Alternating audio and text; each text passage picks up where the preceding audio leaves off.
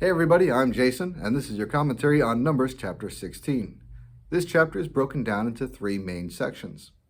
First, we see the uprising against Moses and Aaron.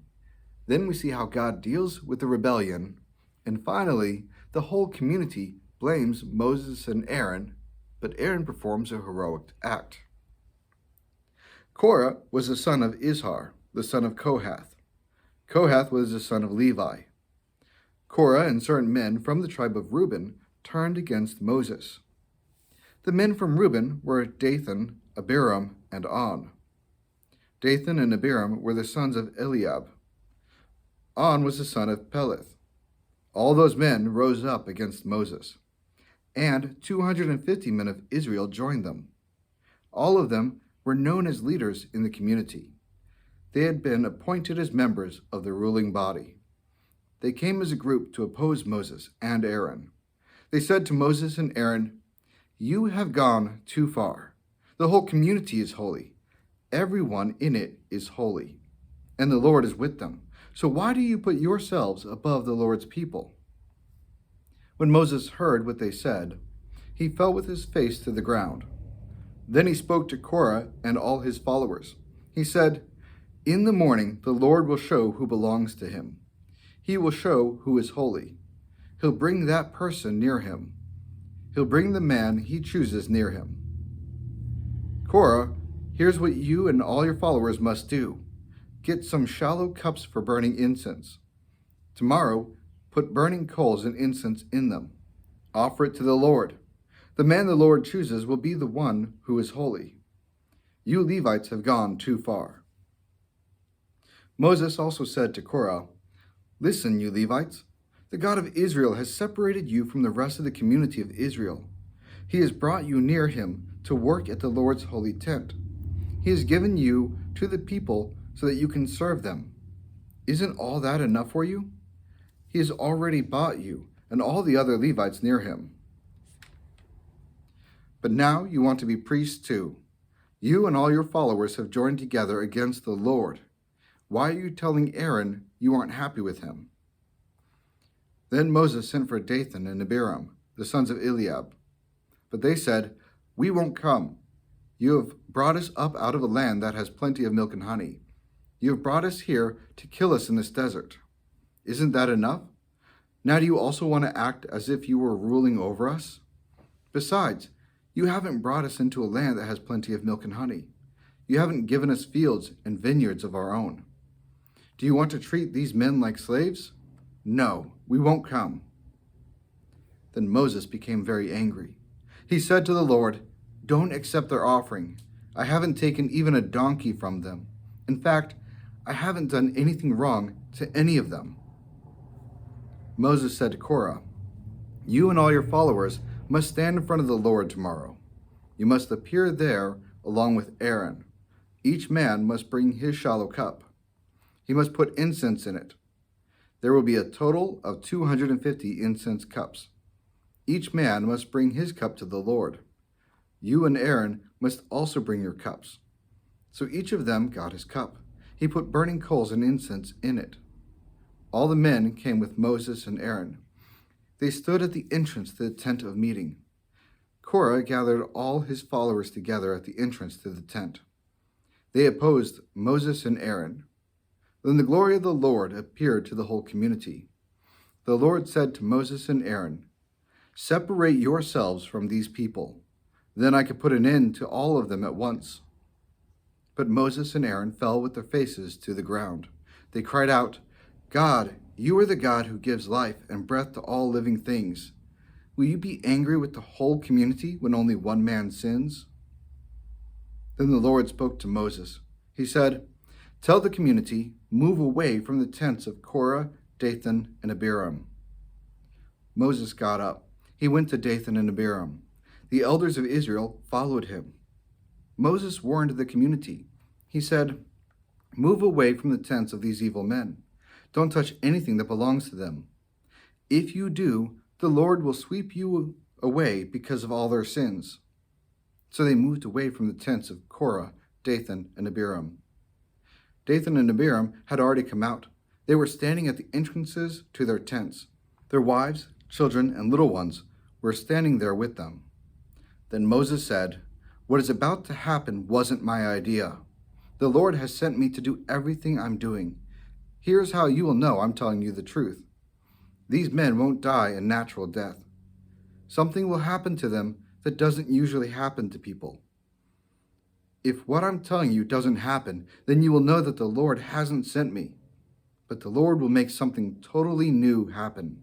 The ground will open its mouth and swallow them up. It will swallow up everything that belongs to them. They will be buried alive. When that happens, you will know that these men have disrespected the Lord." So we see here that there's an uprising against Moses and Aaron. And you have two parties. You have Korah and his family, who are actually Levites. They're serving in the tent. They're just not priests, but they're able to help out. And then you have two Reubenite families, Dathan and Abiram. So it's believed that this is more of a political rebellion than anything, that they were trying to take power away from Moses and Aaron. They make several accusations against Moses, and they're false accusations. One of them is, "You're ruling over us," right? Like Moses was just in charge, a king over the Israelites. But that is not the case. We actually saw earlier where Moses established 70 elders, and they even make an appearance right here. They support Moses. He delegated his responsibility to 70 of the elders, as well as several judges and other people to help out. So Moses wasn't trying to rule and take on more responsibility. He was trying to give it back to the people. As soon as Moses finished saying all these words, what he had said came true. The ground under them broke open. It opened its mouth. It swallowed up those men. In fact, it swallowed up everyone who lived in their houses. It swallowed all Korah's men, and it swallowed up everything they owned. They went down into the grave alive. Everything they owned went down with them. The ground closed over them, and they died. And so they disappeared from the community. All the Israelites around them heard their cries. They ran away from them. They shouted, "The ground is going to swallow us up too." Then the Lord sent down fire. It burned up the 250 men offering the incense. The Lord said to Moses, "Speak to Eleazar, the priest. He is the son of Aaron. Remind him that the shallow cups are holy. He must take them out of the ashes. He must scatter the burning coals away from there. The men who sinned used those cups, and it cost them their lives. Hammer the cups into bronze sheets that will cover the altar. The cups were offered to the Lord.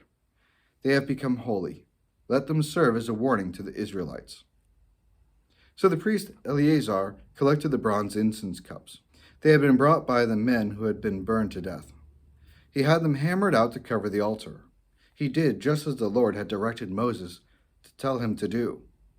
The covering would be a reminder to the Israelites. It would remind them that no one except the son of Aaron should come and burn incense to the Lord. If people other than priests did that, they would become like Korah and his followers. Whereas Korah and Dathan and Abiram were opposed to Moses, the 250 men were opposed to Aaron. And so, just as God dealt with those who were against Moses, God sent fire on those who were against Aaron. Although it's not stated anywhere directly, I believe this might tie into the passage where Elijah is on Mount Carmel, going up against the prophets of Baal. They have their two separate altars, and he tells them for his to soak it in water completely. And then with a simple prayer, God brought fire down onto Elijah's altar. I think Elijah knew this story, and that God was able to bring fire down on the offerings that were presented to him, and leaned into that, relied on that to occur on Mount Carmel as well. Neither Moses nor Aaron lifted a finger against any of these men who died. Only God did. So you would think that the whole community would take that as a sign that Moses and Aaron are truly the appointed ones by God. The next day, the whole community of Israel told Moses and Aaron they weren't happy with them. "You have killed the Lord's people," they said. The community gathered together to oppose Moses and Aaron. The people walked toward the tent of meeting.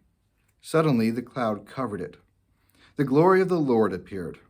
Then Moses and Aaron went to the front of the tent of meeting.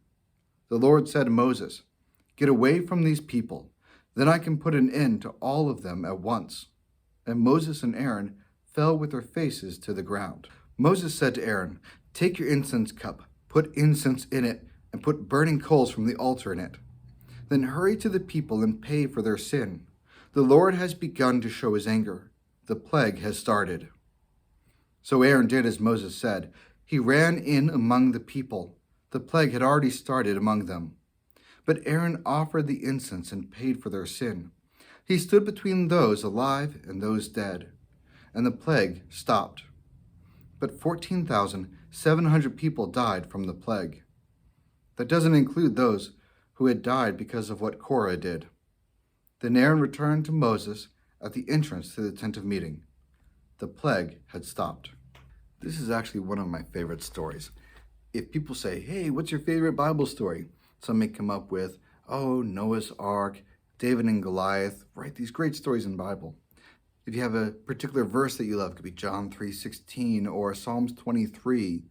But for me, it's number 16, the very last section. And here's why. The people were yelling for the death of Moses and Aaron. They were coming for them. And God said, "Stay back. I'll just wipe them out and I'll start again with you guys." But instead, Moses tells Aaron to grab incense and to run out in the middle of the people, praying for their forgiveness.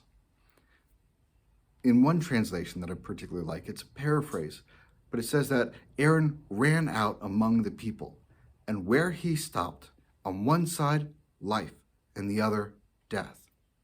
And that's what it means, one, to be the Messiah, Jesus, the high priest, that he literally stands in between the living and the dead. But that's also what it means to be a Christian, to realize that the world doesn't necessarily like us. We still need to be running out in the middle of this world, because wherever we stop with the gospel message, on one side will be life and the other death. Sin is a plague that's running rampant. And unless there's an intercessor, unless there's somebody standing and stopping it for us, offering forgiveness for our sins, the plague is just going to run all the way through. It will cost everybody their lives. Well, that's it for our commentary on Numbers chapter 16. Thank you so much for joining me, and I will see you guys next time.